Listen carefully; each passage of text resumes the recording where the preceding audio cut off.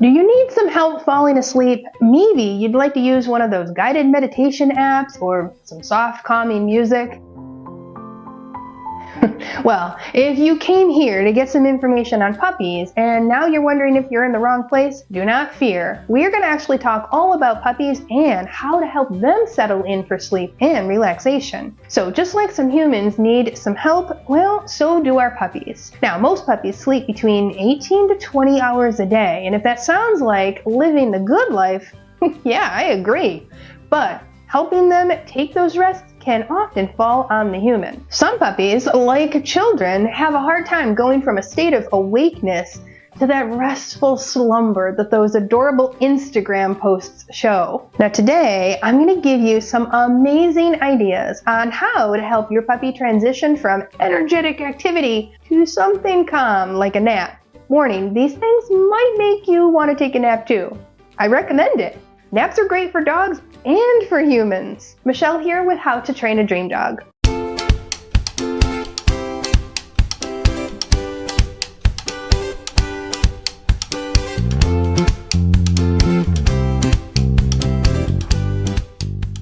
Now, if you're a fan of going to the gym, then you've probably noticed that you can't get off the treadmill and then just go take a nap. After some cardio, you've got adrenaline and energy pumping, and your mind's alert and awake. Well, we love that about exercise, am I right? But many people just think you exercise a dog and then he's supposed to just take a nap. Alright, well, some people give advice in even my own Facebook group, Puppy Training with Michele Lennon. There's a lot of members in there. And sometimes they'll say things like, oh, you have an energetic dog. Well, just take him out for a walk and that'll tire him out. Okay, yeah, that's gonna work, maybe, a little, sort of, kind of.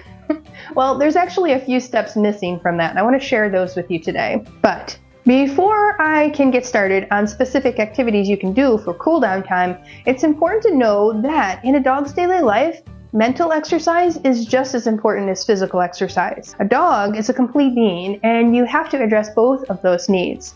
They have instinctual needs to hunt and forage and scavenge, and if you only address the dog's physical need and you don't give them an opportunity to use that canine brain, you're going to likely see some behaviors that you don't like and you don't want to see more of. Behavior that is frustrating to humans is usually pretty natural to dogs and often represents an unmet need. Now, the other thing to keep in mind is that we don't necessarily want to just build up an endurance machine. So that means that constantly increasing the exercise amount or even the intensity is going to lead to a dog who's very much in shape and has a lot of endurance. Now, we don't want to raise a couch potato, and we definitely want them to get out, but we have to be careful not to turn our dogs into just one physical machine. Balance it out with mental exercise too. Now, some dog experts say that sniffing burns more calories than walking. I'm not exactly sure how they measure that, but I get it. Taking the bar exam or the SATs can definitely make a human pretty tired too. Now, here are some things that you can do between physical exercise and sleep, or just things to build into your day to help transition your dog to lower level activities. Oh, and before I go too deep talking about puppy sleep, you may need to use a puppy pen during what we call this transition activity. Now, if your pup is able to hang out in a smaller space while doing some of these calming activities, it's going to help keep them more focused on the game or the activity that you're providing them. Now, without the use of a puppy pen, your pup will likely just want to wander around and not settle on their own. As a matter of fact, the more space your dog has to explore, the less likely they're going to be to take a nap. It's like trying to get a kid to nap at Disneyland. Likely not going to happen because of all the exciting things to see. Okay, first up, sniffing. Dogs have up to 300 million olfactory receptors in their noses, compared to just 6 million in our human nose. And the part of the dog's brain that is devoted to analyzing smells is about 40 times greater than ours. Can you imagine harnessing all that mental power? And if it's unused, can you also imagine how stir-crazy your dog might be? The act of sniffing and processing all the information in that the dog is gathering when doing so is an activity that actually lowers their heart rate. Here are some ideas that involve sniffing. You can scatter some treats in the grass when you return from a walk. Now, this can help relax your dog and get them ready for a lower level activity when you get inside, like chilling or napping. And you can also use this after higher energy games that you guys play together. Or if you need the dog to take a break, if these games are getting just way too exciting and out of hand. Have you started using a snuffle mat yet? These mats are great for using that amazing sniffer on your dog. We like this one here, but there are also DIY options available as well.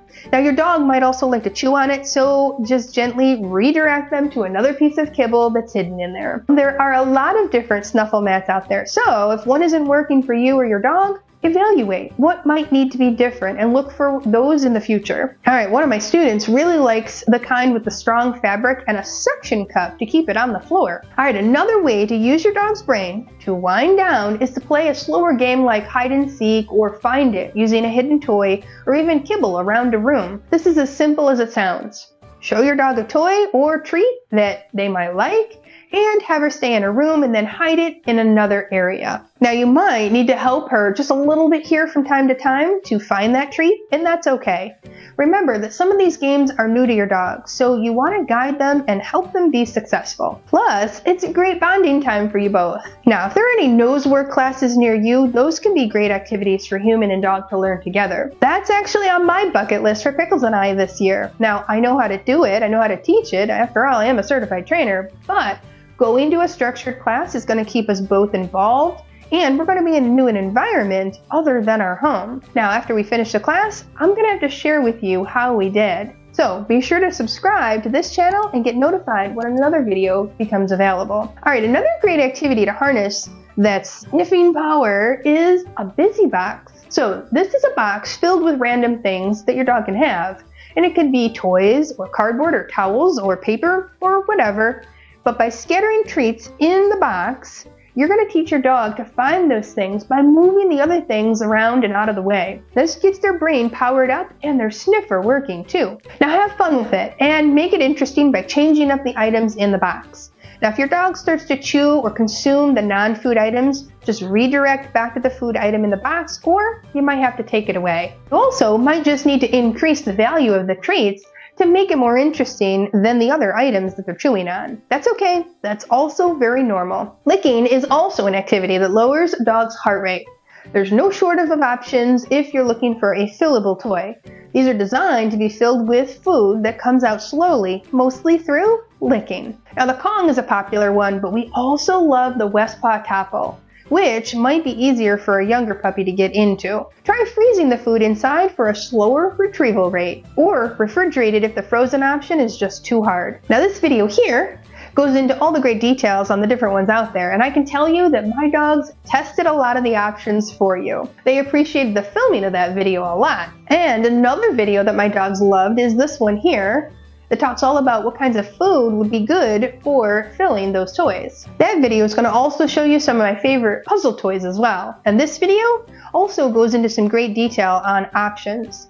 If it feels like all I'm doing is showing you all my other videos, well, I can't help it. There's actually a lot of information in each of those videos, and I have a lot to share with you about dog ownership. I just want you to know all the things so that you can have an amazing relationship with your furry potato. Training games, especially those that are easy for your dog, are also a great activity to engage the mind and take some of the emphasis off physical activity. Alright, I'm going to have you pick a few that you and your dog would like to try. Let us know how it goes in the comments. Alright, a lot of my students use the games I teach in my online course, including things like Bump It or Focus or Close to Me game. You can sequence them together or mix them up and keep the dog guessing. Now the link to the course is in the description section below this video. Another thing to consider, there are quite a few chew options on the market, some better than others. I like the bully stick for short periods of time. Keep it to about 10 to 20 minutes because sometimes it can cause an upset stomach that you're gonna smell later. No hide sticks or yak chews or bennett bones, even split antlers, some fish skins, those are all good options too. Now I recently did a video on top chew toys for super chewers, so you can check that out here. Just out of curiosity, have you ever fallen asleep while getting a massage? Or maybe you almost did? Just wondering. Just having physical touch with a little bit of pressure can put you on the fast track to relaxing and sleep. Many dogs are the same way. Now you might try some body calming rubs with your dog to help get her just a little bit more relaxed after a strenuous activity. Now, it's not going to be like a light switch, and you can't really just try it for the first time when you just want her to fall asleep on cue. But as you get to know which parts of her body are the most comfortable being touched, you can start to develop a nice massage routine that your puppy will enjoy. Do some experimenting and watch body language carefully. You're looking for relaxed ears and eyes, a tail that's not rigid or tucked, and facial features that are also not rigid. Now in my online course, I have a lesson in the bonus section all about how to do these calming rubs with your dog. Pickles loves it when I massage his ears and the sides of his face. Pro tip here, skip the massage oil. It's just going to be hazardous for your dog and make a whole bunch of mess. It's not going to be easy to clean off your dog's fur. Another tip for helping your dog settle is to remain calm yourself. This seems so basic, but you really can't imagine how much our dogs pick up on our body language, including when we are stressed. After all, body language is the language they are fluent in. Did you know that many dogs are trained to help people in situations of anxiety or stress just by picking up on slight changes of the body? Likewise, if you start being calm and using relaxed tones and moving slower, your dog is going to pick up on that and match that energy. Now, if you're stressed and in a hurry and asking your dog to hurry up and sleep, well, that's a guaranteed way not to get what you want. Be sure to use all the tools that we recommend for crate training and working with dogs. This includes the adaptive spray or diffuser, and soft doggy calming music, and a quiet environment free of distractions. I actually go over all these tools in this video here if you haven't watched that one yet. Well, consider it your homework actually. Alright, my final tip is all about routine or schedules. Now this helps humans and puppies by letting them know what comes next and slowly programming their brain and body to rest and relax at certain times of the day. This here is one of my most popular videos for good reason. It's a good one. Now, one of my students ends each energetic play session with her dog Cooper by picking out a few chew sticks from the vast collection they have. She puts it in a Kong for him, and he's allowed to work on it by himself. This helps him transition from an activity with a human to an activity without a human. And the act of chewing and licking and trying to get all the tasty treat out of the Kong is calming for the dog, his brain, and his body. She says it usually turns into a self-initiated nap on Cooper's part. Nice job. Alright, physical activity, followed by mental activity, followed by potty breaks. Well, that sounds like a perfect formula that's going to lead to a nap. Now, there is not a one-size-fits-all on these activities. Your pup might find it very easy to transition from a high-energy activity to a nap. Or you might see that she needs some help. Just pay close attention to that body language and patterns. That's going to help you know what your dog needs to do next. Alright, it's also going to be important to try a few things from time to time to see how your pup's brain has changed and if her preferences have too. And don't just try things for a day or two and declare them, that's it, they're not working. Reintroduce things that might not have worked so well in the past to see if her brain might have developed further and has new interest in these things. Alright, remember, novelty is great for dogs, so rotating the toys and the treats and the enrichment activities is really going to help. One final tip.